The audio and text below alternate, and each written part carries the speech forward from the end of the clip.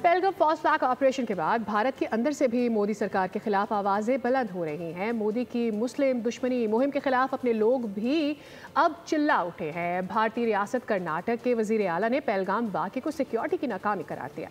भारत की पाकिस्तान के खिलाफ साजिशें भारत ही के गले पड़ने लगी। पहलगाम फॉल्स फ्लैग ऑपरेशन के बाद इंडिया से मोदी हुकूमत के खिलाफ आवाजें उठने लगी। आम आदमी पार्टी के रहनुमा ने मोदी सरकार को आड़े हाथों लिया। कहा, इस तमाम सूरत हाल का नुकसान सिर्फ भारत को हो रहा है। रहनुमा आम आदमी पार्टी ने सवाल उठाया कि लाइन ऑफ कंट्रोल के इलाके से 200 किलोमीटर अंदर सख्त सिक्योरिटी के बावजूद मुसल्ला अफराद कैसे दाखिल हुए, कार्रवाई करके कैसे गायब हो गए। भारतीय अवाम ने मोदी का नफरत अंगेज बयानिया मुस्तरद कर दिया। भारतीय सयाहों ने पहलगाम हमले के दौरान कश्मीरी मुसलमानों के अच्छे रवैये को सराहा। सियासी तज्जियाकारों का कहना है कि सिर्फ दिखावे से काम नहीं चलेगा, मोदी को अवाम के सामने जवाबदेह होना पड़ेगा।